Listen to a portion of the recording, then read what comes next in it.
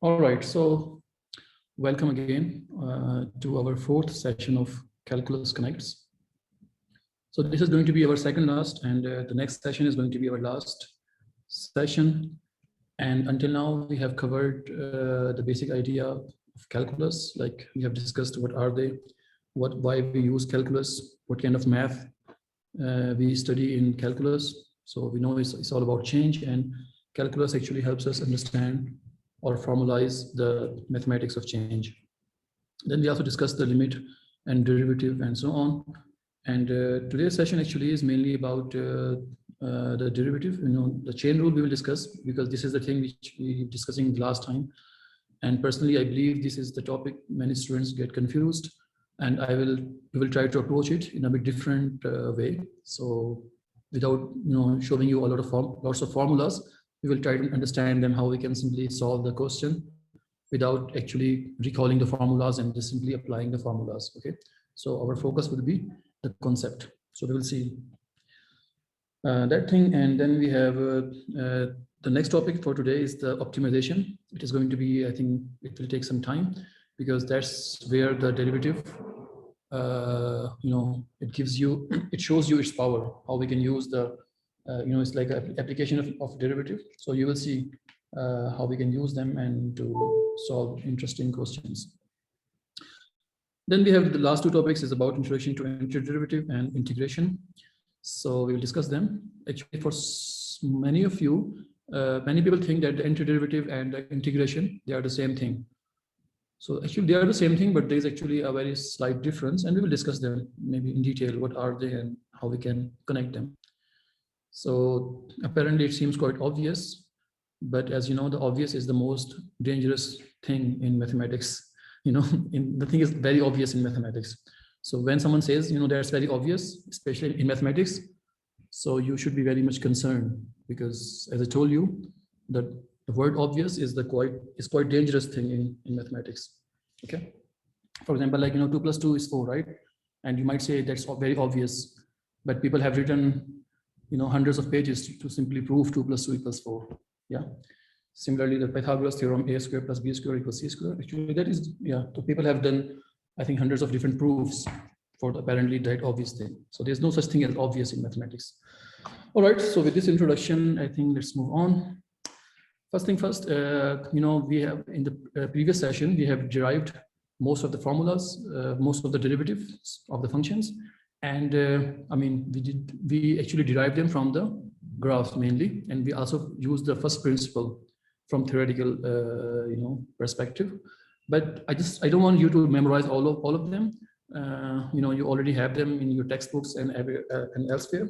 But I really want you to focus at least, these three things: sine x, the derivative of sine x is cos x, the derivative of cos is minus sine, and tan is secant square, and also these three guys. Yeah.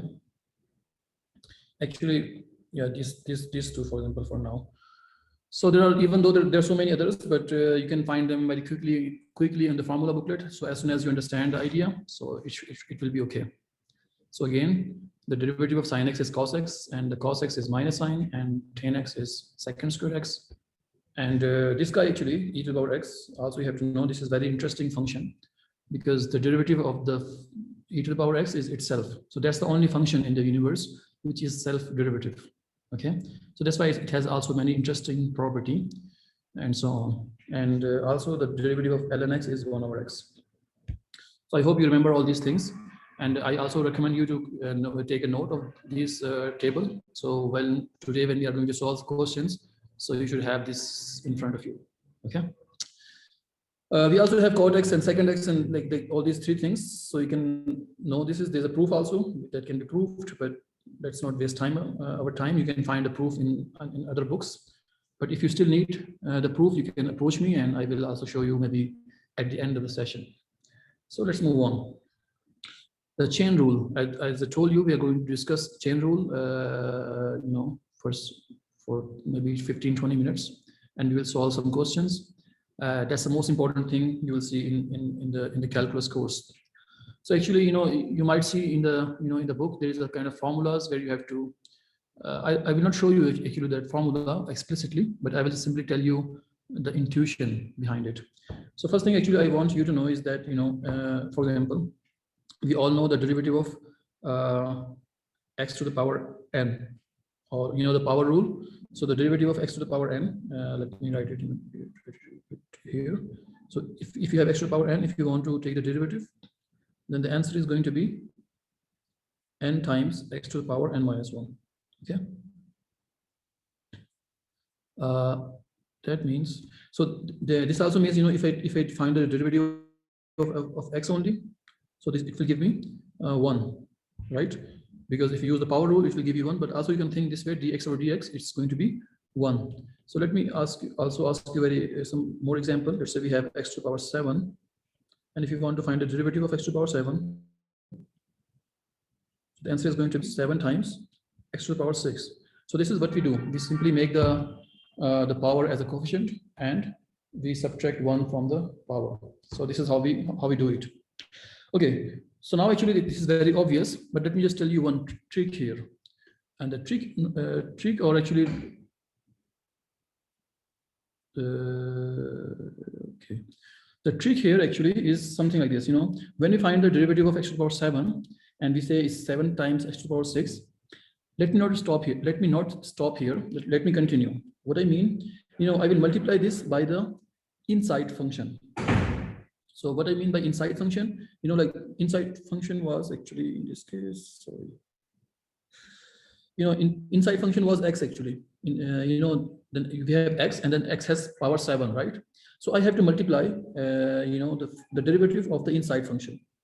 So what is the inside function? In this case, it was x only. So I will multiply by x. That means, when I simplify, I will get 7 times x to the power 6 times, then we have dx over dx. And we know the derivative of x is 1 already. So basically, we simply multiply by 1, which is the same thing as 7 times x to the power 6. Okay. I mean, this might look very trivial and obvious, but I told you, obvious is a bit dangerous thing. You'll see why I'm actually emphasizing here that we have to multiply by the inside function. So this is actually all about the chain rule. Let me give you one example. So if I have y equals, let's say 7, for example, sine x to the power 7. And how can we differentiate it now? So we want to find, basically, we want to find dy over dx equals what? So as you know, we have sine x to the power 7. Of course, we know the derivative of sine x is cos x, but then, now we have the power like a 7. So how I will actually think, like how I will approach this problem is that, just before we just found the derivative of x to the power 6, x to the power 7, and x is a variable, and variable mean it can take any value. So x can be anything, right? X can be 5, x can be 5x, x can also be sine x. So just pretend that the sine x actually is x now, because you have x to the power 7, and x can be anything. So in this case, x is sine x. So I will simply use the power rule that says, actually I'm going to write the power as like 7 here, and then 6. So because I simply treated sine x as only x, but we know now actually from the chain rule that we should not be stopping here. I have to multiply by the derivative of the inside function. So what is the inside function in this case? It is 7 sine x, right? And we know the derivative of sine x is cos x. So I will simply multiply by cos x, and that's it. Actually, I will still continue. I will still multiply the derivative of the inside function of the sine, which is x. But the derivative of x is 1, so I don't have to actually multiply by 1. I mean, it will be the same thing. So you get the idea. Okay, I think let's do some more example, and let's try to make sure that we understand this thing. And let me do maybe two problems. For example, in this case, let's try to solve this part g of t. Okay. So g of t is given as 4t squared minus 3t plus 2, and the whole power is minus 2. So generally, when you maybe you might have seen in the books or elsewhere that you have to substitute different values and a lot of things. Yeah. But right now we know very simply that actually the first thing which we are going to use is the power rule, right? Because sometimes something has to the power -2, and we know how to differentiate x to the power -2. So let me simply write here, it's going to be g prime of t. So remember, prime is another way to represent derivative, and we will use the power rule. So power rule says that the power, this is -2, this would become the coefficient, so -2 here, and then I will just simply write the x here, but in this case the x is 4t squared minus 3t plus 2, and to the power minus, basically I have to subtract 1 from the power. I have to lower the power by 1, so this is going to be -3. Okay, is that clear? So I simply use the power rule right now, but as we know that the chain rule says that we have to continue. I mean, when we find the derivative, we have to continue until we have to multiply by the inside function. So I will simply put the dot here, the multiplication sign, and I will multiply by the inside function. So the inside function in this case is what? 4t squared. So I have to multiply by the derivative of 4t squared. So what's the derivative of 4t squared? So it's going to be 4 times 2, which is 8, and t to the power 1, because 2 minus 1 would be 1, and -3. And that is the derivative of this thing. So we don't have to actually, otherwise it's a very long process, but you see that when we approach the problem this way, it can be quickly solved without much work actually. Let me also try to do the second last part, g of x. So let me try to find the derivative of g prime of x. So again, the prime means the derivative. So again, we have a 2 sign, then we have 3x plus 10x. As you can see, it's very complicated question. This might be the most difficult question, by the way. If you try to solve from the standard method, but we know like a simple method, we will simply find the derivative, and then we will multiply by the derivative of the inside function. Okay, so in this case we have 2, so of course 2 will remain here. 2 is a constant, so it won't change, and it will stay here. Then we have sine of 3x plus 10x. So we know actually the derivative of sine x is cos x. Okay, so again, in this case, x is 3x plus 10x. X can be anything. So in this case, x is the whole thing, right? Like this. So it doesn't matter. I will simply write the derivative of sine x is cos x. So cos times x, but x in this case is 3x plus 10x. Clear? But that's the thing. I mean, we don't have to stop here. We have to continue. So we have to continue we have to multiply by the derivative of the inside function. And now the inside function is 3x plus 10x.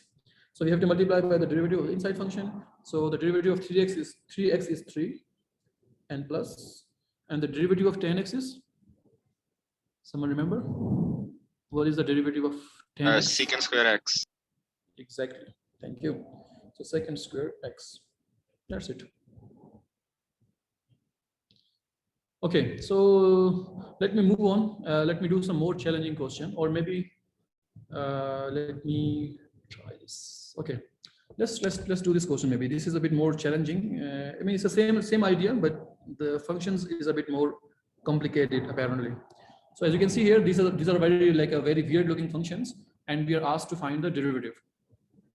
And let's try to apply the same, the method which you have simply learned. But before we do so, I really want you to internalize or remember that when you write the sine square x, it can also be written as sine x whole squared. So actually, this was the original form, but to just to avoid the parentheses and the extra space, we simply write sine square x like this. So that simply means sine x whole squared. Okay, so don't be confused when you see 2 here. So 2 simply means that it's the whole, like sine x whole squared. Okay, sorry. Let me try to do the question, part 2 first now. So we have the derivative. Where is that? It's here. So e to the power ln 2x, and then we have like this whole squared, right? And if you want to find the derivative, let me put this prime sign. This prime means the derivative. So to find the derivative, we have to go step by step. So first of all, the main function we have, the main function is e to the power x. Okay, but of course, in this case, it's not x. It's basically ln 2x whole squared. but doesn't matter. We know the derivative of ln x. So the derivative of ln x is, as you have seen in the first previous slide, that the derivative of e to the power x is e to the power x. So it is going to be the same thing. So e to the power x. But again, in this case, the x is basically ln 2x whole square. So I will simply write it like this. Then I will simply multiply by the derivative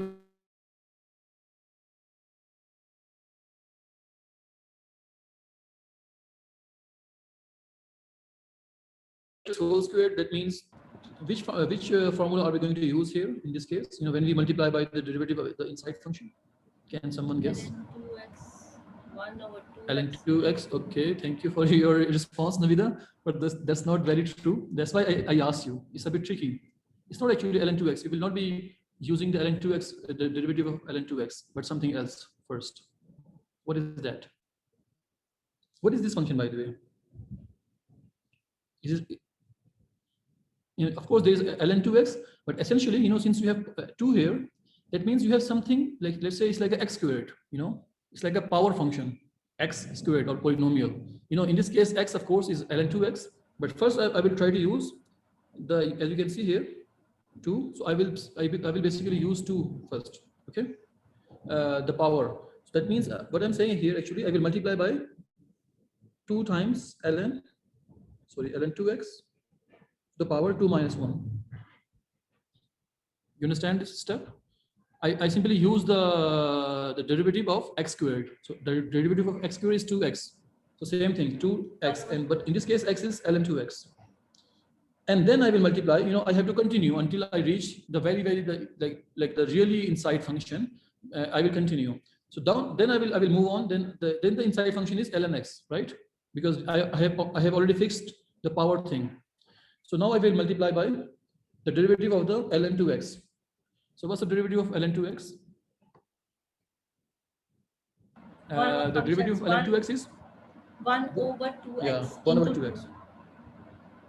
Times, okay, 1 over 2x basically. And then I had to multiply by the 2 actually. Yeah.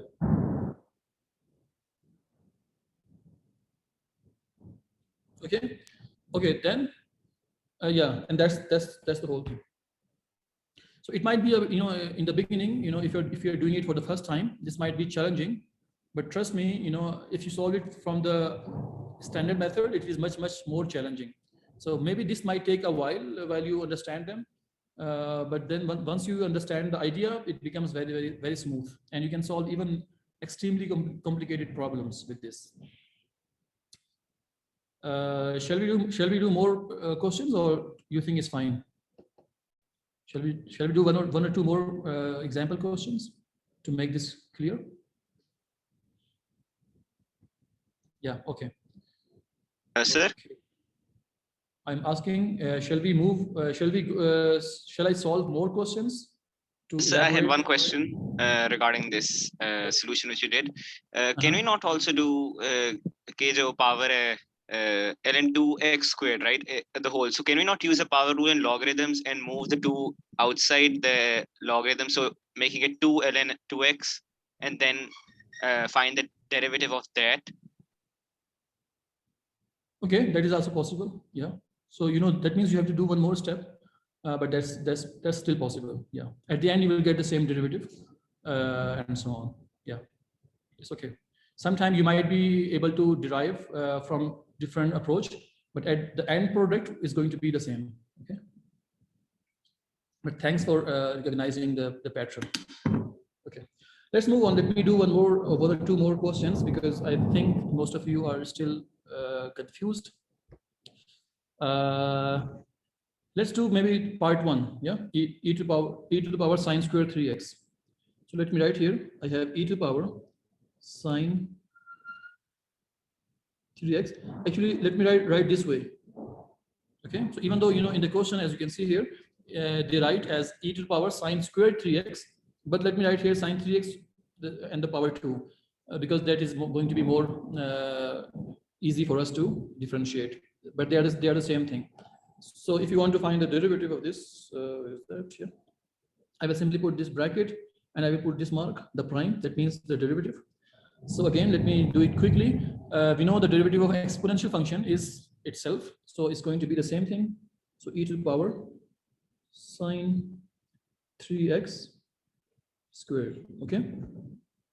But then we know it's not actually e to the power x, but we have sine 3x and square. I have to multiply by the inside function. So the derivative of the inside function again, in this case, what is the inside function first?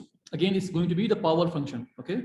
Because you have sine 3x squared, power 2. So I have to first fix this power 2. So I will simply write here 2 times sine 3x, and to the power, actually 2 minus 1 is going to be 1. So let me not write it, and that's it. Then I will multiply by the, I will continue, I still have sine 3x. So I have to multiply by the derivative of sine 3x. So as you know, the derivative of sine 3x is cos 3x. Okay. And that's it, maybe. Is that it, or do you think we shall continue? Like, do you think this is the final derivative, or there's something missing in the answer? Yes, anyone? Into 3. Into 3, because we have, yeah, thanks. We have to continue because then we have actually 3x inside. So we have to multiply by the derivative of 3x, which is 3. And that is the derivative of this complicated function. Yeah, thank you, Elaf and Navita. Let me do maybe the last question before I move on. This time, let me try this one. Yeah. ln2 minus cos 5x, and yeah. So we have this function ln, then we have 2 minus cos 5x. Actually, just to make it more complicated, let me even put something like this. 3. Okay, and we have to find the derivative of this, the whole thing. So I mean, I just put myself just to make it more complicated and just to see how, if our method still works. Okay, so basically, first of all, you know, as you can see here, what is the base function? What is the outside function? The main function here, the first function. Actually, is going to be the power function. You see, you have power 3. So that means first I will use the power rule. So I will not actually use the ln, because you know ln, we have to first deal with the exponent, which is 3. So I will start with 3. So 3 times ln 2 minus cos 5x. Okay, and then the power, you know, 3 minus 1 is 2, so it's going to be 2. Okay. Then I will continue. I have to multiply by the derivative of the inside function. Now I will deal with the ln. Yeah. So the derivative of ln 2 minus 5 cos 5x is 1 over the function. So it's going to be 1 over 2 minus cos 5x. So shall I stop here? Of course not. I have to continue. I have to multiply by the derivative of the the further inside function. So in the inside function here, we had this 2 minus cos 5x. So I will multiply by the derivative of 2 minus cos 5x. So what's the derivative of 2? So since 2 is constant, that means it's not changing. That means the derivative of 2 must be 0. So it's going to be 0. Then we have minus. The derivative of cos 5x is minus 5x. So that will make it positive. So it will become the derivative of cos 5x is sine 5x, actually minus sine 5x. So it's going to be plus here and sine 5x times 5 again, because you have to continue multiplying the inside function. So this is the derivative. You don't have to simplify this further, because generally when you're asked to find the derivative, you can simply find this. You can simply derive it without simplifying. Okay, so there's no need to simplification, and that is the answer. So I hope you understand the idea. So using this idea, we can differentiate any level of complicated functions. Okay.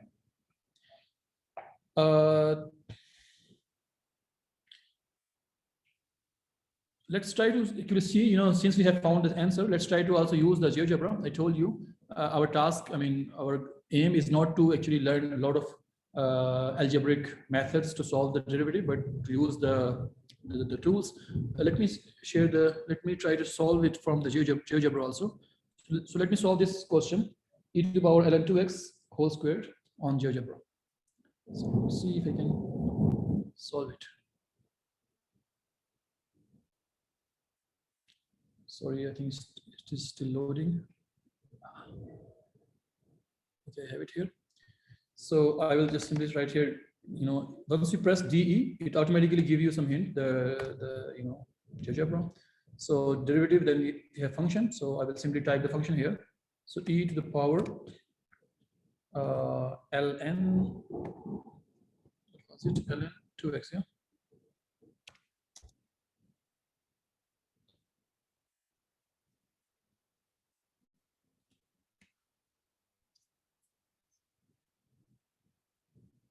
Yeah, so you see, they also gave you this answer e time, which is 1, by the way, 2 times 2 or 2x, which is 1 over x, and this is actually what we have found once you simplify our expression. Even though they, I mean, the order is different, but as you can see here, they're still multiplying them. Okay, so you can also use the GeoGebra to find the derivative of any function. Okay, so since this is freely available tool, so we should be using it. Yeah. All right. Okay, is that clear? Yes, sir. So then let's move on to the next topic, which is optimization. And that means actually this is the application of derivative, and that is very interesting topic, by the way. First of all, the word optimization. What does it mean, by the way? This word itself, optimize. When we optimize something, what do we do? Yes, anyone?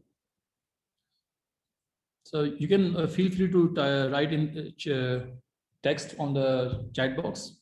So when we are optimizing basically something, so we are actually finding the best possible answer, or in a simple word or in a mathematical word, we are basically finding the maximum or minimum value of some particular thing. So for example, if you want to optimize the profit, for example, like you are running a business and you want to optimize, that means you want to maximize the profit. Okay.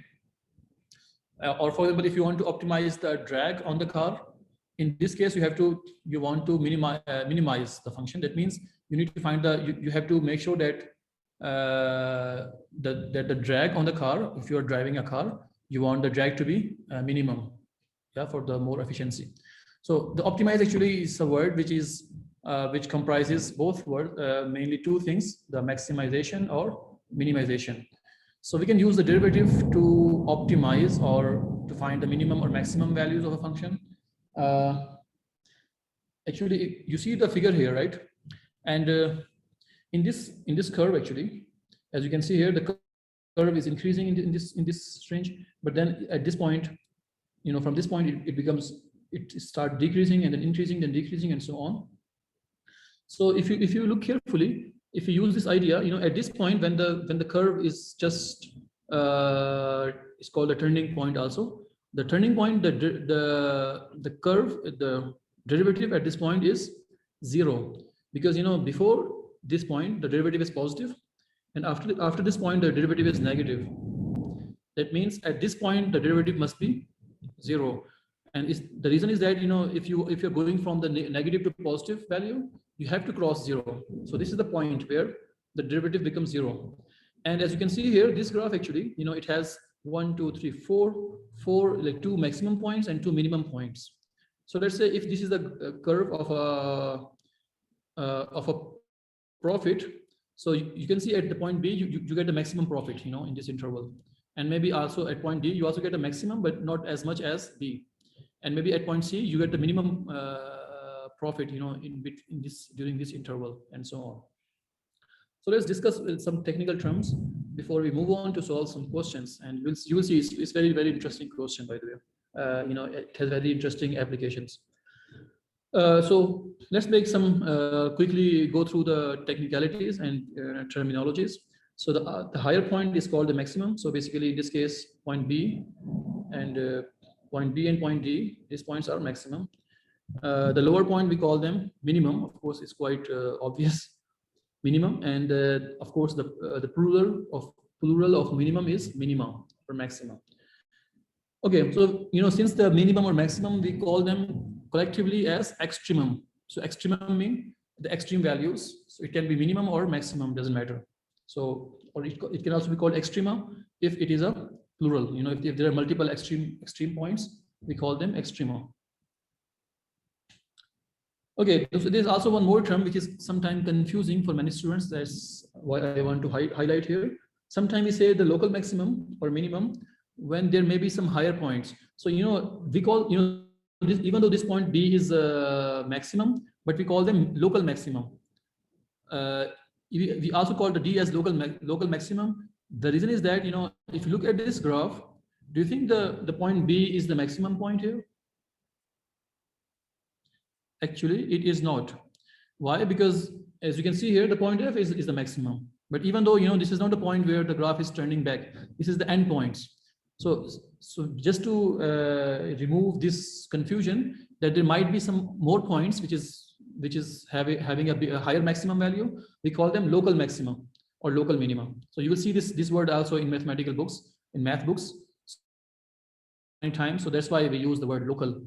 We use this local thing. Okay, local minimum or local maximum, because we don't know, maybe at the endpoints there might be more values, okay, which is higher, which has higher values than maximum or minimum. So the last thing which I really want you to, I already discussed, but you have to understand and remember this thing. So at extremum or at the minimum value or the maximum value, the derivative is always 0. Okay, so make sure that it makes sense to you. So so you have to even memorize at extremum the derivative is 0. And again, let me give you the reason. As you can see here also, if you plot the tangent line on this point, so the tangent lines, they're always horizontal, right? So that means if you find the slope of this line, the slope of the horizontal line, it is 0 because there is no, they're not steep, so they're horizontal. So at all these points, we call them extreme points or maximum or minimum points. It also has more name. It is also called a stationary point, or it is also called a turning point.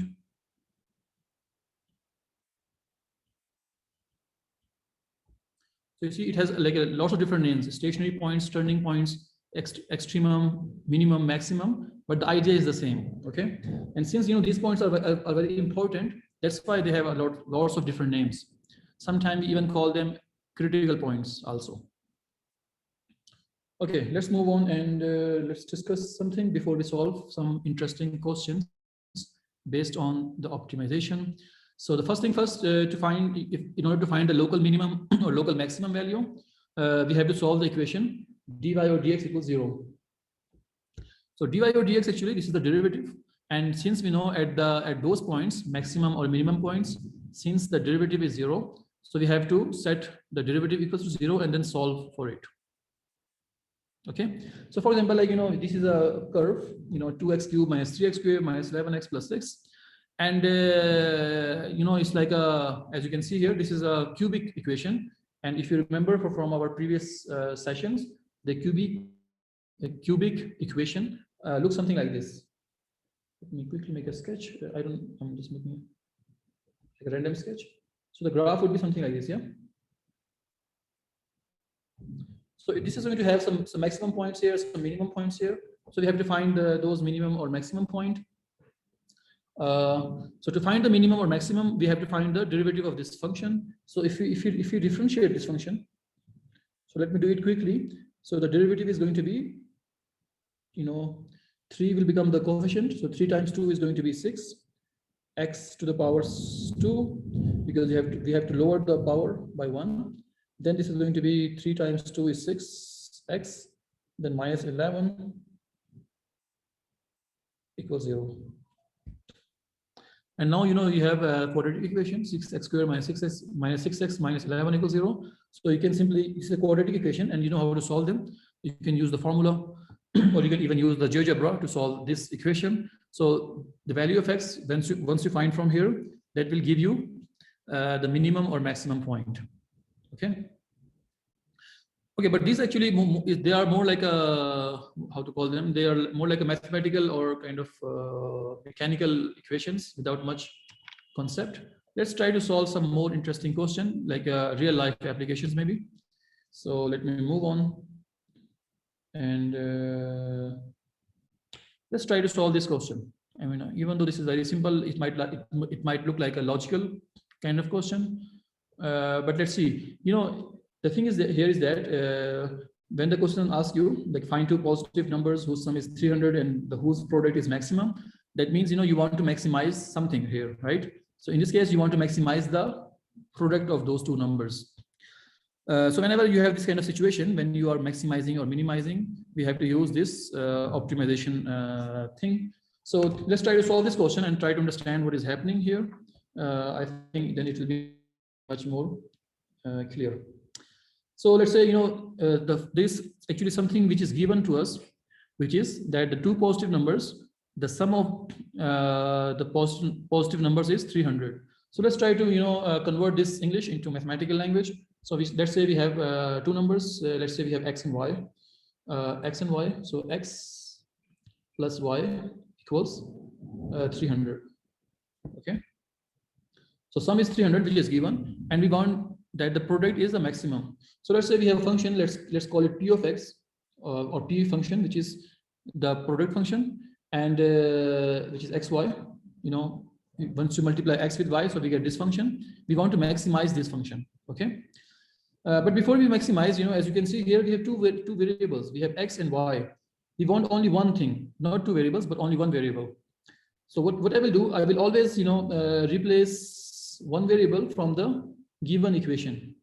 So since x plus y equals 300, I can also write this as x times, you know, the value of y actually is 300 minus x. Yeah, because the y, we can simply replace y with this thing from the given equation, from this equation. Okay, is that clear? So now we have the function as p of x equals x times 300 minus x. So once you you know, once you multiply and once you simplify, you will get 300x minus x squared and p of x. So we want to find the maximum product. So we want to maximize these values, and we know we have to find the derivative, and then we have to solve the derivative. So let's find the dp over dx. So let's drive the find the derivative of p. So this is going to be 300. Yeah. So because the derivative of 300x is 300, and minus the derivative of x squared is 2x. Okay, and then we have to set this equals to 0. That is the requirement to find the minimum or maximum value and solve for it. So once you simplify, 300 minus 2x is 0. So x should be equals to 150, I guess. Yeah, 2x. So x equals 150.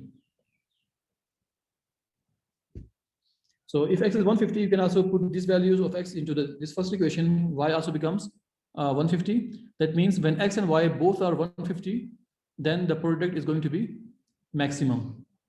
Okay, so y should also be equals to 150. And when both x and y are 150, then the product is going to be 25 and 2 and 0, 22,500. Okay, the thing is that, you know, this is actually how we solve it. Maybe this might look a bit easier because in this case, the question was quite straightforward, and, you know, the sum was 300 and we want to maximize the product. But oftentimes that's not the case. The questions are very, very complicated. So we'll do one more questions, which is more complicated. But as you can see here also in the table, you know, this is the condition when x plus y is 300. So yeah, so if x plus y is 300, so we have this kind of options we have. Yeah, so we have 1 and 2. We have 1 and 299. So again, the sum is going to be 300. But when once you multiply them, you will get 299. And once you multiply 2 by 298, you will get some, I think, bigger number. So similarly, when you multiply 297 by 3, you will get even bigger number. This is also another way to find the biggest possible value. But as you can see here, this is very, very long method and it takes too much energy and time. But the method of derivative is much more easier. Okay. Any question? So if you have anything, do ask me on the chat box, or you can unmute yourself also.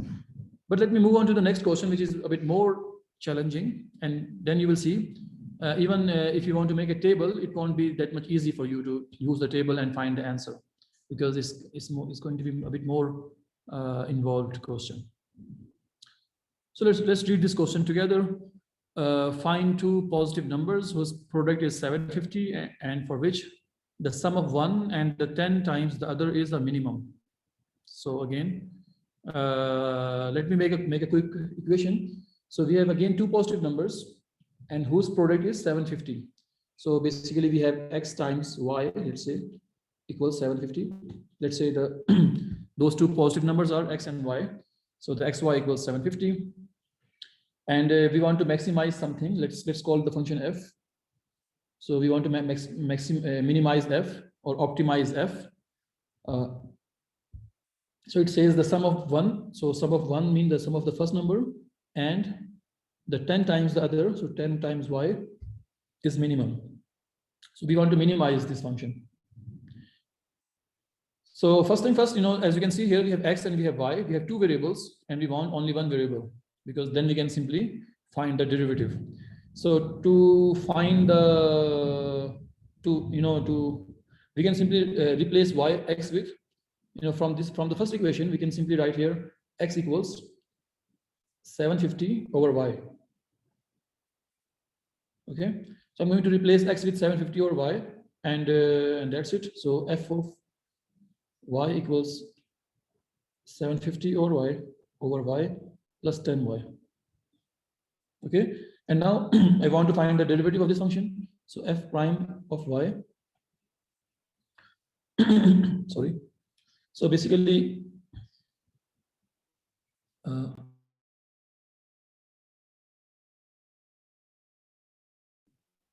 okay, sorry. So f prime of y, to find the derivative, I can write this equation like this. I think then it will be easier for us to see. Sorry, sine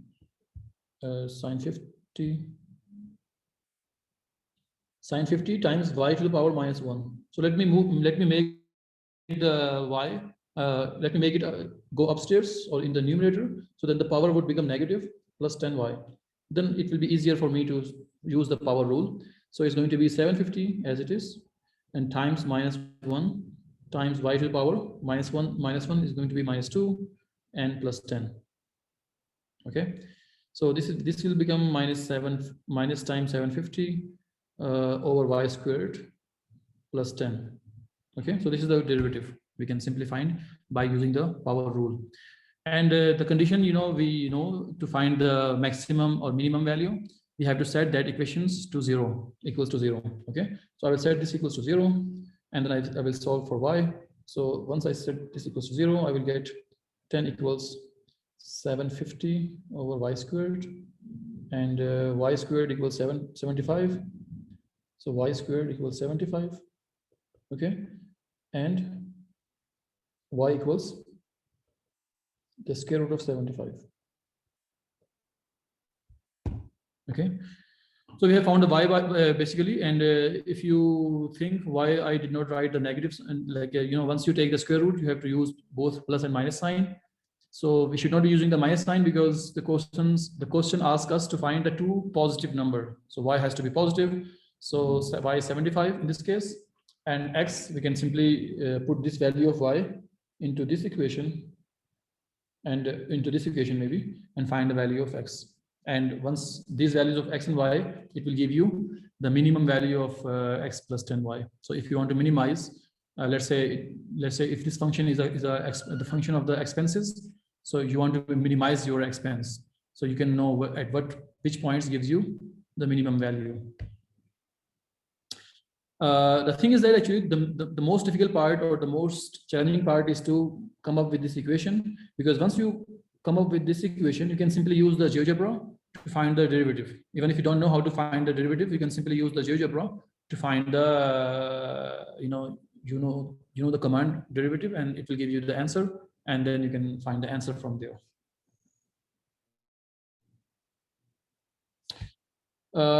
I think let's do one more question. Actually, yeah. Let's do this time question from the business, because I think some of you are already involved in the business thing and so on. So let's say we have a question here. The daily profit function, which is P, of an oil refinery is given by, so profit is given by 8x minus 0.02x squared, and where x is the number of barrels of oil refined. Okay, so how many barrels will give maximum profit, and what is the maximum profit?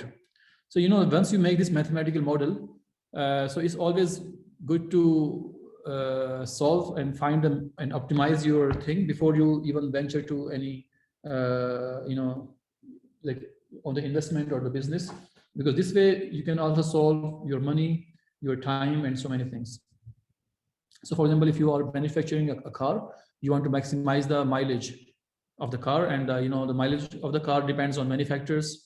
For example, size of the car, the weight of the car, and the gearings, and you know, so many things. So of course, the scientists, when they make a model, they come up with the equation with lots of variables, and then they find the derivative and optimize and find the minimum or maximum value. So they already know at these points the car would give you maximum mileage.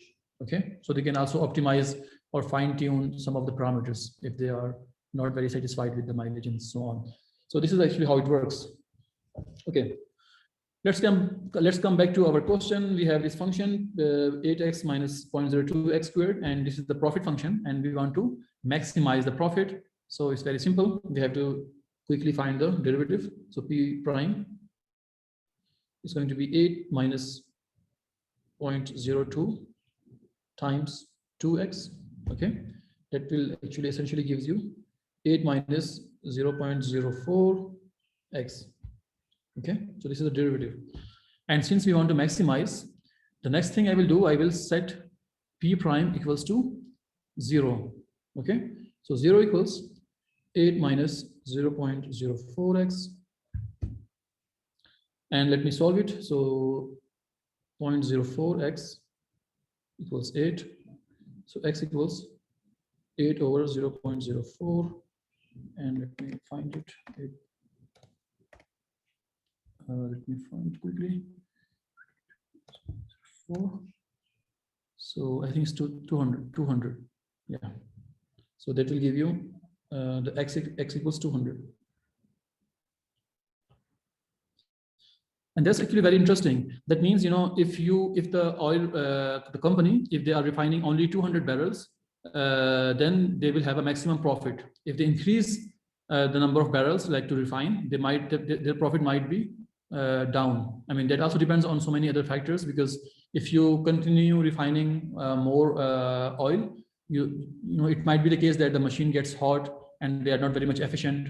Or also, if you have too much oil maybe in the market, then maybe the price goes down, and so many other factors. So it's not actually like a very simple thing, like the number of barrels means the amount of profit.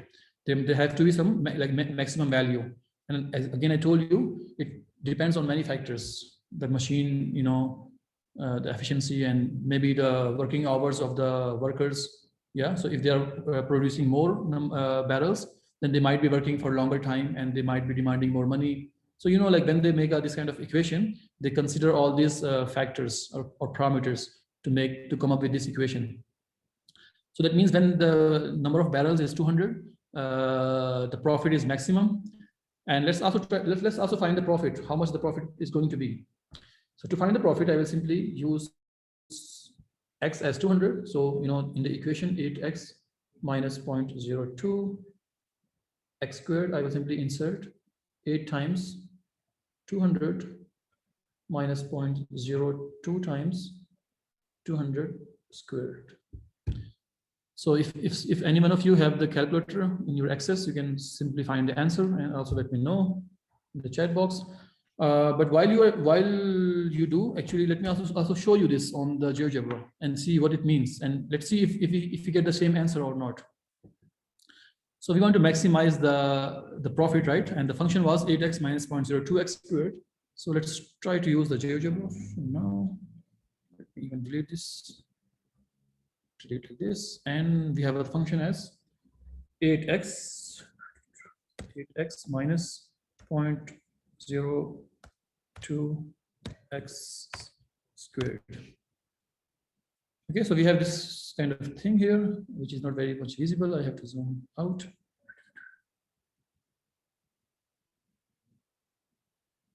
Yeah. Change the axis. Sorry. This. Yeah. So, like this is a function of the profit function actually. And let's see, this is the maximum point, and let's see if we get the right answer. Yeah. So you see, when I click here, you see this extrema. You don't see the text. You see the text here. So extremum occurs at when the x is 200, and when x is 200, once you insert this into the expression, into the the formula which we derived, you will get 800 as the maximum value.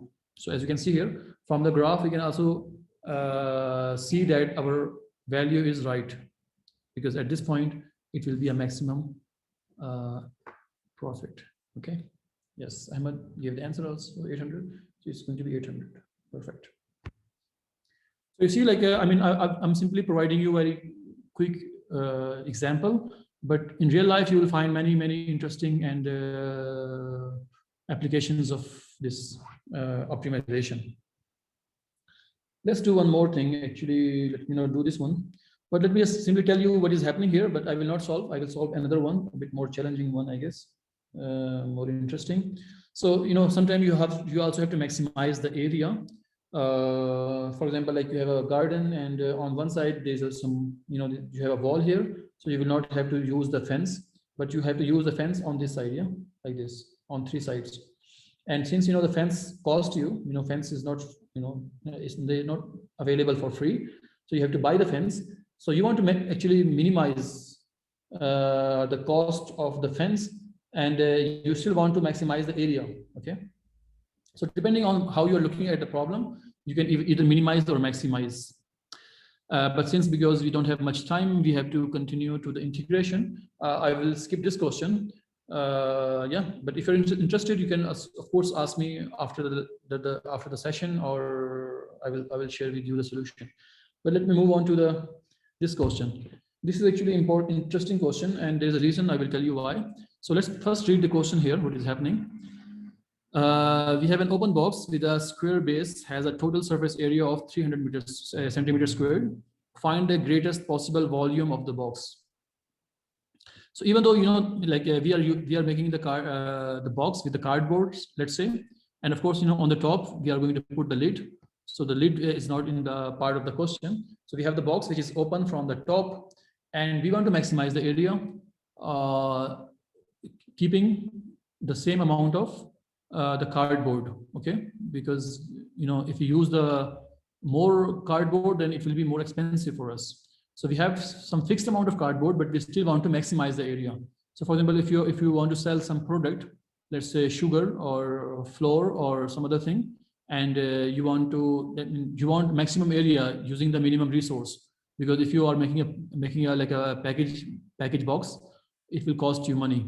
Okay, so you want to maximize the area, keeping the same amount of the expense for the cardboard. Okay, so let's see what is happening here in this case. So an open box with a square base has a total surface area of 300 centimeters squared. So this is given to us.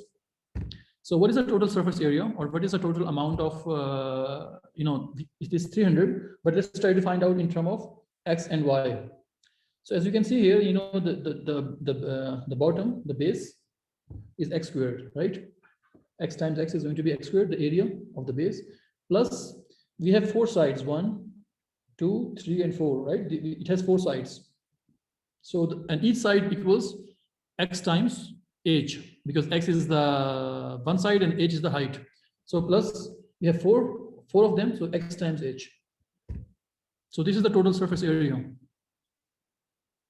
So does it make sense? x square is the area of the base, and 4xh is the surface area of the sides. It has 4 sides, that's why I multiplied by 4, and that is equals to 300. Okay, so this is given, actually it's 300, yeah, and we want to maximize, or it says find the greatest possible volume of the box. We have to maximize the volume. So let's see what is the formula for the volume. So volume equals V equals, base times height times width. So in this case, it is going to be x times h. So it's going to be x squared h. So this is the volume. So to maximize, actually, I want to find the derivative of the volume. But let me, again, we have 2 variables, x and h. I have to get rid of one of the variable. So how can I do that? I can simply replace h with the expression from this equation. So from here, actually, h would become 300 minus x squared over 4x. Okay, so this is like I think you understand this, how I did this is simple algebra.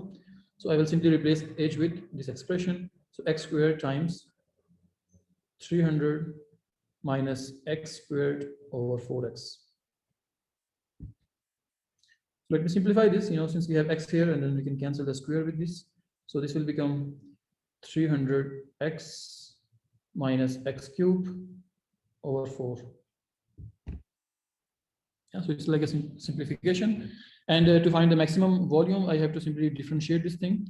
Of course, you can use the GeoGebra to find the derivative if you are working on some real life project. But let me do it for you also algebraically. So 1 over 4 would be there, and I can take 1 over 4 outside. So the derivative of 300x is 300 minus 3x squared. And we have to set that equals to 0. Okay. And you have to solve this equation. So this will give you 300 equals 3x squared. I'm sorry, I'm missing some step. I think you understand what I'm doing. I will move 4 on the other side. It will become 0. So 300 equals 3x squared, and x squared equals 100. Okay. So x equals to 10. Because if you take the square root, you will get x equals 10. And once you know the x, you can also find the value of height. Okay. And this way you can maximize the volume of the box, and you can also minimize the cost, because you can ship, if you are like shipping from one place to another, you can ship a maximum amount of some particular thing in this fixed amount of the cardboard which is used to make that box. Okay, so this is actually the main idea when we optimize something. For example, also like the Coca-Cola or the Sprite, so they also want to put the amount of the liquid into the container. So let's say they have a tin cans.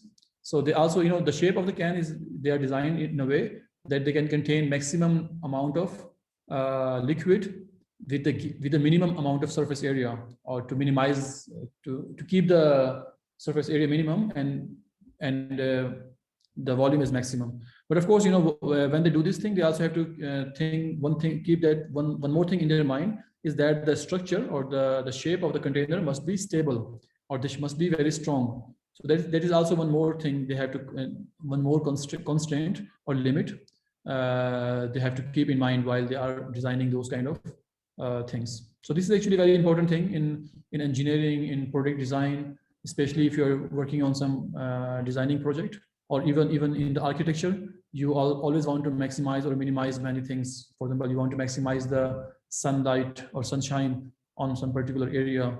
And again, when you are making some kind of cars models, so you also want to maximize the mileage or efficiency and minimize the the cost, or so many other things, yeah, or the vibration when the car hit any obstacle. So you also want to minimize the obstacle. So this minimum maximum, it always happens in daily life whenever we are trying to build something or create something.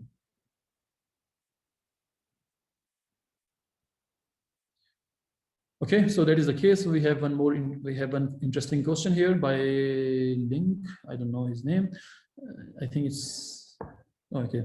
So we find derivative to know rate of change. Why optimization or forward?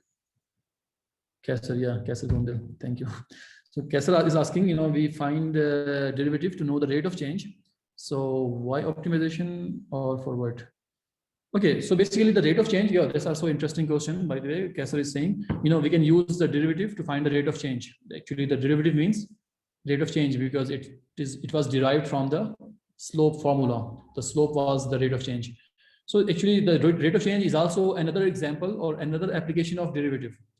The derivative has many applications, by the way. So another application, I mean, that's my plan was to not discuss that thing because of the limitation of the time. And I found the optimization is more important. But of course, the derivative can also be used to find the rate of change. For example, like in physics, especially, the rate of change of displacement is velocity. So if you want to find the velocity, you can simply use the derivative of the displacement. And similarly, if you want to find the acceleration, that is the rate of change of the velocity. Okay, so basically the derivative has many applications. So this is one of the application along with the rate of change. So optimization, finding the maximum value, minimum value, and finding the curve and sketch. So derivative has many interesting applications. So this is one of the most important one. Okay. All right, since again, because the world is all about, we are living in a corporate world right now, and we always want to minimize or maximize many different things. So always remember in mind, once you have found any mathematical model, you can simply, so optimization happens actually, Kessler, is because, we want to minimize or maximize some particular thing, right? So that's why we have to optimize the thing. So let's say, in this case, we want to maximize the volume, okay? Sometimes we want to minimize the cost if you're making some product. Okay, so that's why it's very important to use the optimization. So basically, when we say optimization, it's the same thing as finding the minimum or maximum value. So they are synonymous. They are the same thing. Okay, minimize, maximize, or optimize. Optimize is a more generic term, but essentially it means that we are minimizing or maximizing some particular thing.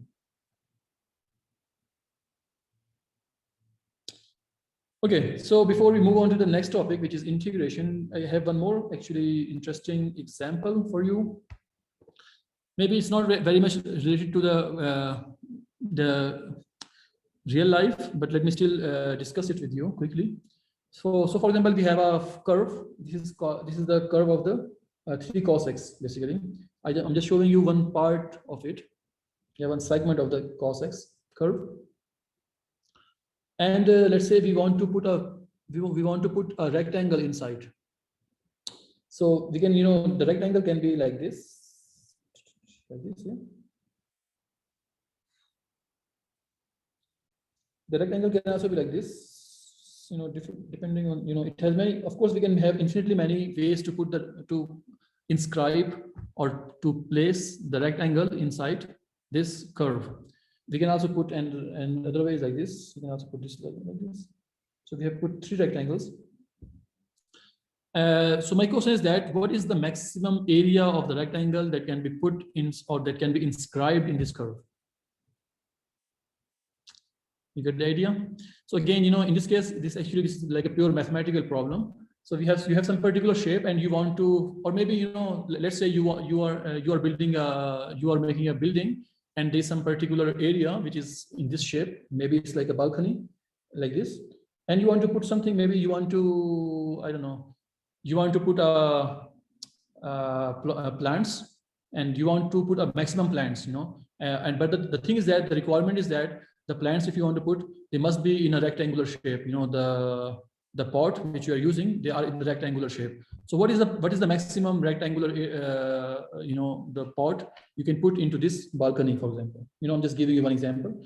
So this is, again, we can use the derivative idea of the optimization or minimum maximum to find the answer. So let me very quickly find it from here, but then we will also use the GeoGebra to understand what is happening here. So let me simply raise this thing. So we have a triangle rectangle like this, and I want to maximize.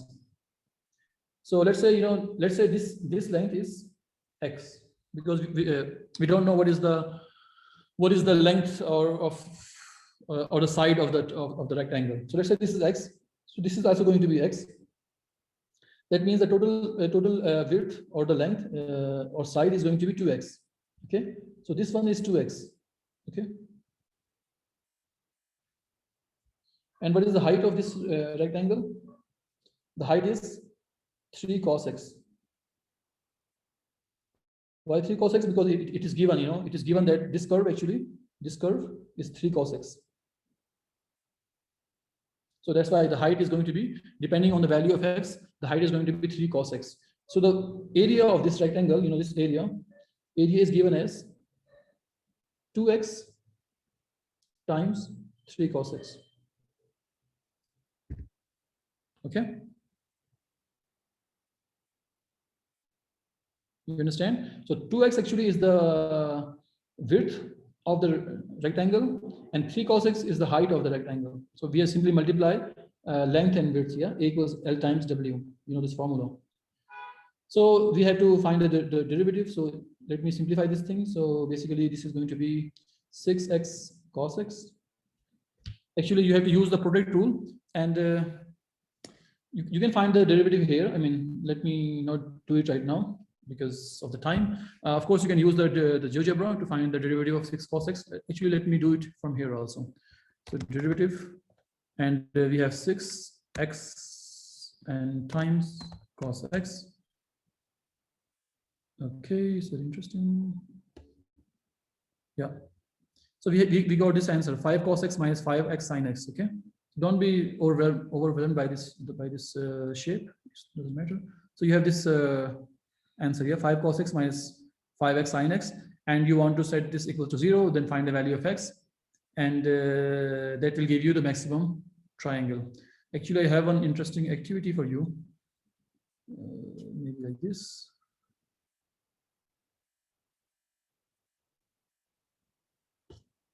Yeah, sorry, it's 310. Okay, let me see. Yeah. So it's the same problem here. We have 3 cos x as the. I think it will take some time. Just give me a second. It's going to upload. Yeah, now it is here. So as you can see here, this rectangle, I can change from here, and then as you can see here, the area here, it is showing you 1.4227. So if you increase, you see the area is increasing. 2.3, 2.3, 2.4, 5, 2.7, 3.1, 3.2, 3.3, 3.3 again. That's good actually, because we are getting bigger area.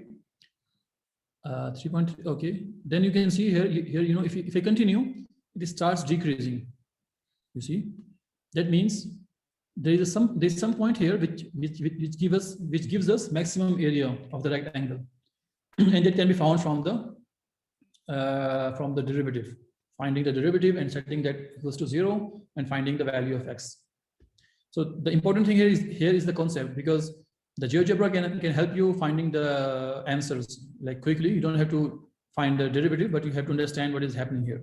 So I think if you just play with this, you will see what is happening. This is also I uploaded this on the group, so you can also play with this and see for yourself what is happening. Optimization. Okay, I think it's the time for me to stop here and move on to the last topic, which is integration. But I will do so if you have no more question. Let me know if you have anything to ask, or any comment, or anything you want to say right now before we move on.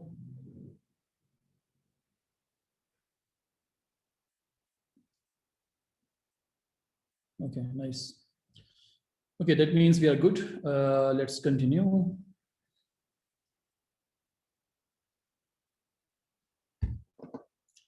Okay, so we have our last topic is integration. So what we will do today, we will have a quick introduction to the integration, maybe, and what are they, and what are the uses, or what are the graphical interpretations of integration.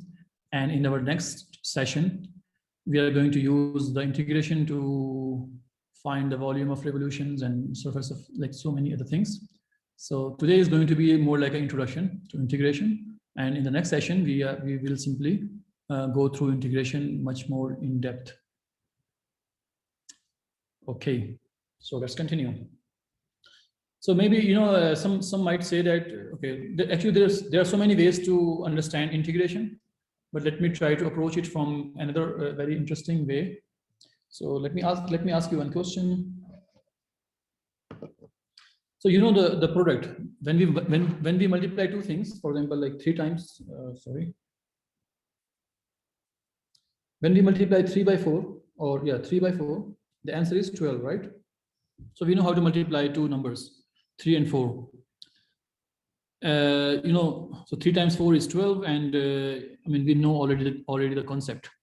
But what happens, you know, this time the 3 is a constant number, 4 is a constant number. But what if those numbers or those things we are multiplying, they're not constant, they're changing itself? You see, like life is not constant, you know, life is changing, life is evolving, right?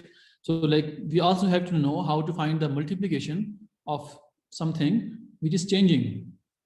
You understand the idea? So for example, let me give you one example.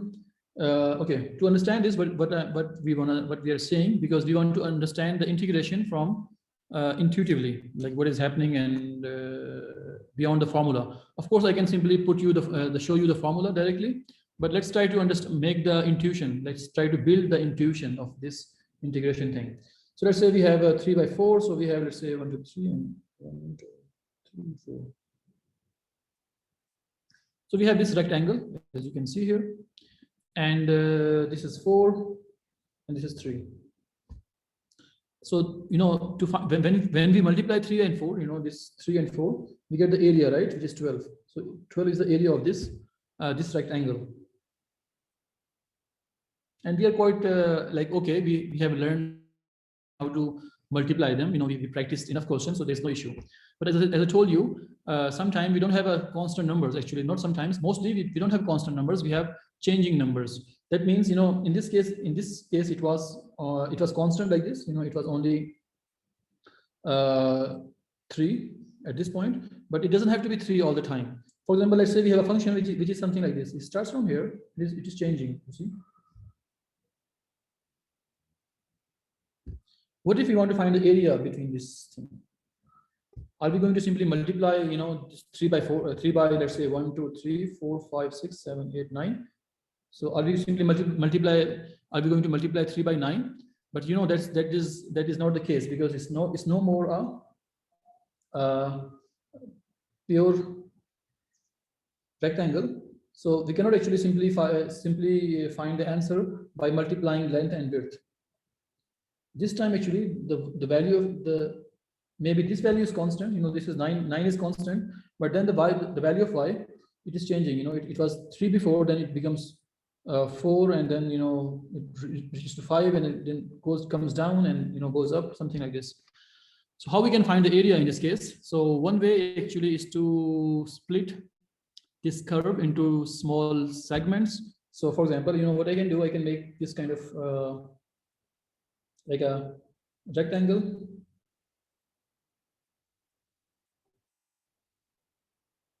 Yeah, and like this. So I can make lots of rectangles. Let's say in this case we can make 9 rectangles and find the area under the curve.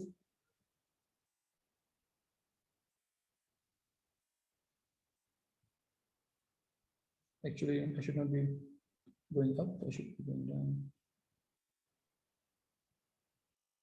Sorry.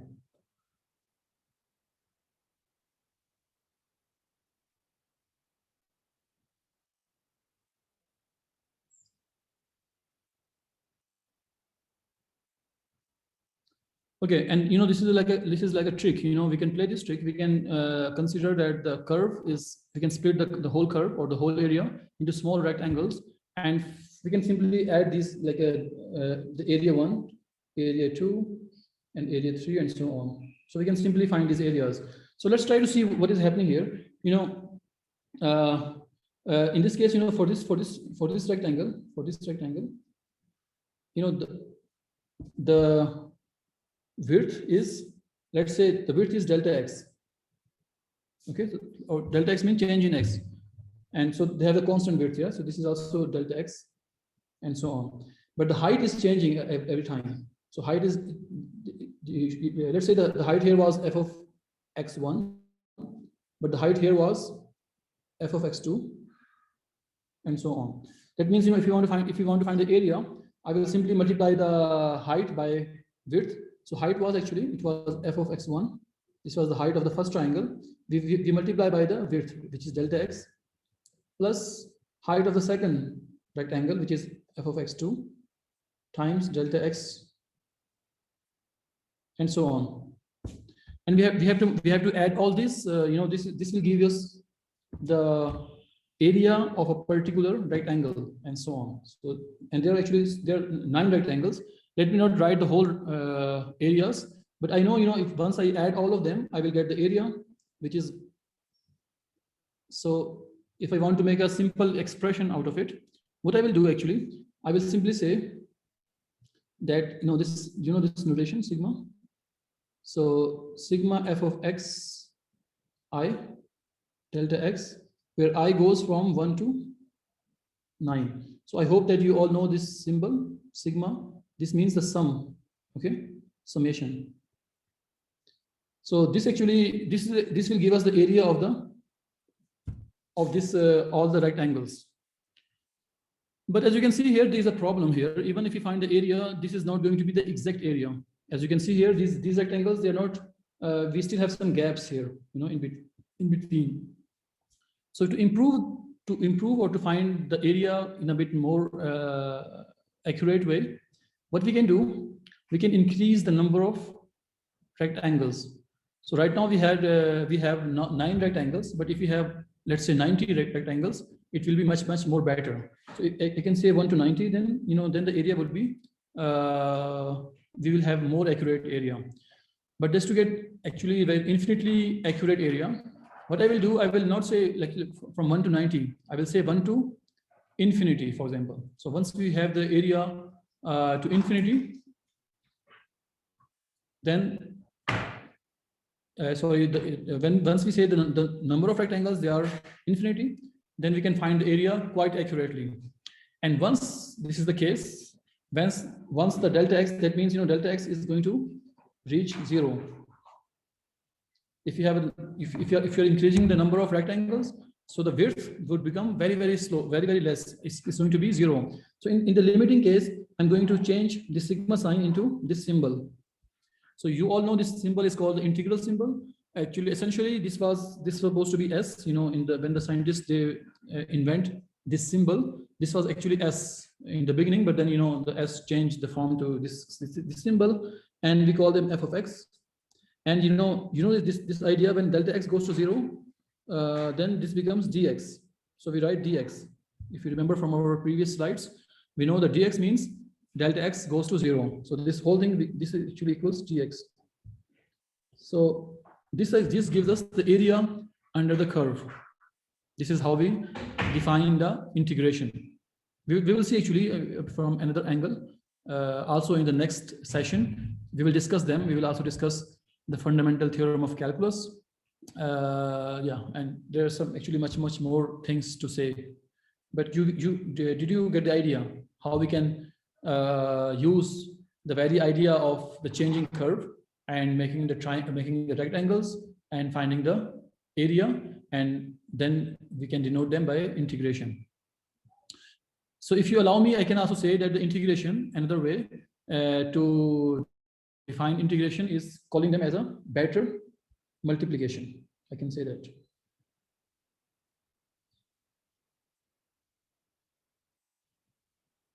Okay, because sometimes when the multiplication does not work, in this case it was working, but sometimes if the multiplication doesn't work because the number are not constant, we have to use the integration. Okay, some people say that the integration means the area under the curve, but that's not quite, I don't like, this definition. If you say that the integration is the area under the curve, it is as if you're saying that the multiplication is the area of the rectangle. But we know that the multiplication is not, I mean, of course, it is the area of the rectangle. If you want to find the area, you have to multiply, but that's not the real significance of the multiplication.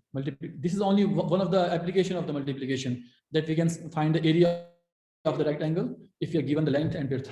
Similarly, the area under the curve is only one part of the integration. So integration I think it's much more. It has much more meaning and the concept, and the area is just one application of integration. Okay, same thing as multiplication. When we say multiplication, that does not mean it's the area of the rectangle. It means it has much more meaning than the area. Same is the case with integration. Okay, is that clear? Okay, so let's talk about the reverse differentiation.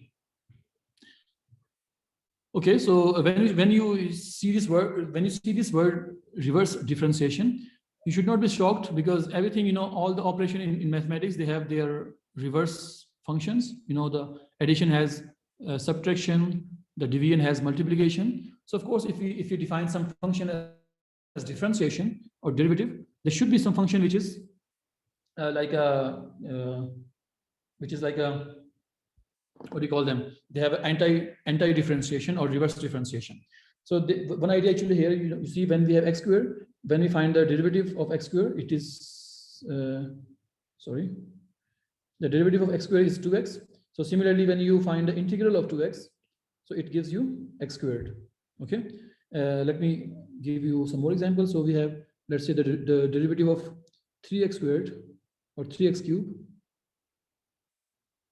If you want to find the derivative, this will become 9 x squared. So if you want, this is the f prime, right? So if you want to go back, so the integral of 9x squared is going to be 3x cubed, and so on. I think that's the clear idea. Let's discuss this again. So the derivative of x squared is 2x, right? So that means if you want to integrate, or if you want to find the reverse differentiation of 2x, you will get x squared again. But there's actually one more thing. What about this derivative? X squared plus 3. What's the derivative of x squared plus 3? So, if you want to find the derivative of x squared plus 3, it is going to be 2x again. 2x plus 0. Because the 3 here is the constant, and the derivative of constant is 0. So the derivative of x squared plus 3 is going to be 2x. That means if you want to integrate 2x, then you can also get the integral as x squared plus 3. That means, if I simply integrate, this is a symbol for the integration. So if I have 2x here, right? And if I want to find the integral of 2x, the answer is going to be x squared, right? But, in this case, when it was 2x, the derivative of, or the integral of 2x was x squared plus 3. But in this case, it was x squared also. So this constant, this constant here, 3, it can also be 4 or 5 or 6. We can replace 3 with any constant number, and we'll still get the same derivative. That means once you integrate any function, you have to put a constant, a sign of constant. Let's call them c. The reason again, why we have to put c, which is a constant, because once you differentiate this thing, once you find the derivative of x squared, you will get 2x, and then once you differentiate c, which is constant, that will give you 0. So just to make sure that there might be some constant number, so whenever we are integrating, we put c at the end. Okay, so that is actually one interesting concept you have to really know. But let's move on. Let's move on to okay. So the process of reverse differentiation is called integration. So the reverse differentiation and integration, they are kind of similar thing. We will see the difference between them in the next session. And there is also a constant of integration. So whenever you are integrating, you have to put a constant here. So c is a constant, it's a number. It can be 5, 9.5, or any constant number. Okay, let's try to find out the integral of some other functions. So let me, what is the derivative? What is the derivative of sin x? So the derivative of sin x is cos x. That means the integral of cos x, let me write here. So once you integrate cos x, it will give you sin x. Okay. Okay, we have actually a function which we don't know, and we know that the derivative of that function is sin x. So we can also think, you know, this is like a logical reasoning question. So it's going to be actually cos x. But you know, once you differentiate cos x, we get minus sin x, yeah. But since there's a plus sign here, so that means I have to put minus. You see the idea? That means the derivative of sin x is minus cos x. Okay, similarly, if you have 1 over x, so if you remember a function which when we find the derivative gives us 1 over x, which in this case it is going to be ln x, because ln x, when you find a differentiation, you get 1 over x. Yeah, thanks, Elaf. That means if the integral of 1 over x dx equals ln x. Okay.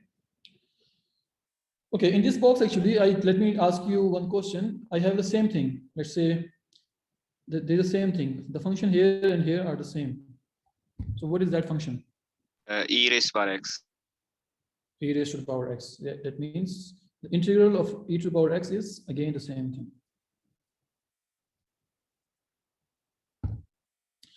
So these are actually the basic integral formulas, and actually there are some more, but you can find from the formula booklet and the textbooks. But I just wanted to show you this kind of thing. Again, you know, this exponential function, it is a very fancy function. That means the derivative and the integral of the function is itself. That makes it very special among all the functions. So the exponential functions, e to the power x is the most kind of special function if you compare with others. Okay. Okay, so we have actually from the power rule, we can also make the rules of integration. So the general rule for integrating x to the power n, the power rule is this one. So if you have x to the power, let's say 7, so the integral is going to be x to the power 8 over 8. So it's like a reverse of derivative. You know, in derivative, we were making the power as a coefficient. This time we put them as a reciprocal, you know. So it comes, you know, and we add 1 to the power. So 7 becomes 8, and we also divide by 8. So this is the power rule. And of course, this power rule does not work with the when, you know, x equals -1. Because, you know, if you use the power rule, for example, x to the power -1 plus 1 and -1 plus 1, and that is something weird, because, you know, you have -1 plus 1, 0, and you have 0 in the denominator. That's why they are saying that n cannot be equals to -1. But fortunately, we already know if x equals -1, you know, which is 1 over x dx, and we know the integral for this is ln x.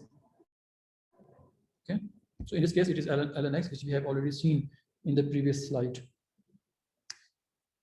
Okay, so it's already the time, 5:30. So let me stop here, you know, and in the next and the last session, we are going to discuss the geometrical significance of definite integral. This is called the fundamental theorem of calculus. So the area under the curve from A to B, it gives us the, you know, this fundamental theorem. I think we will discuss them in the next slide. Right now, I just want to quickly show you on GeoGebra how to find the area under the curve. Where is that? Yeah. So let's say we have a function minus x to the power 3 plus 2x. Okay, let's say we have this function, and as you can see here, we have this function, and we want to find the area, you know, using the rectangle method. So there's a function actually, it's called the lower sum. So if you simply write here lower, it gives you, you know, the lower sum, and you have the function, then the start x value, find the end x value. We have to define the x values and the number of rectangles.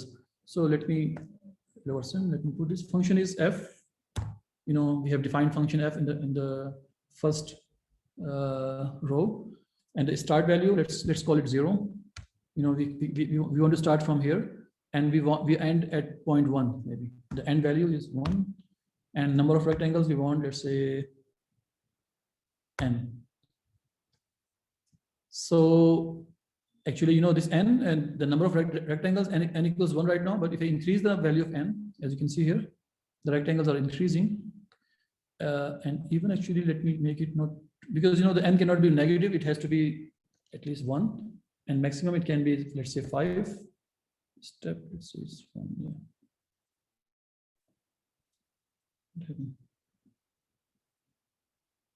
So let me make it 1 and 550. So as you can see here, if I increase the number of rectangles, I can get the exact kind of approximately or the more accurate value of the area under the curve while increasing the. But actually, if I still zoom, you still see there's still some errors. You see there are still some gaps. And how can we remove these gaps? How can we avoid these errors? These minus, there are some triangles. So the solution for this, if you increase the number of rectangles further, okay. So let's say instead of 5, let's even make it 5, even 200, for example. So let's see what happens. And now if it should be 200. Yeah. So if I increase the number of rectangles, you see the errors are decreasing. If I zoom in now, there are very tiny error. So to make the error even like approach to 0, I have to make this number of intervals even more. For example, let me make it 200. Actually, essentially, when we use the integral actually signifies that the number of rectangles we are making is infinity or approaches to infinity, and that gives us kind of accurate value of the area. So as you can see here, now if I increase, I don't even see any gap here. Yeah, because it's maybe microscopically, we have to use microscope to even see it. All right, so that was the idea of the integral, and in the next session we are going to discuss this in detail, and we will also do some more activities on GeoGebra, and we will also see how to find the volume of revolution and those kind of animations things on GeoGebra. Okay, so with this, I want to end my session right now, and I want to thank you for being with us. I will see you in the next session. Okay, thank you very much.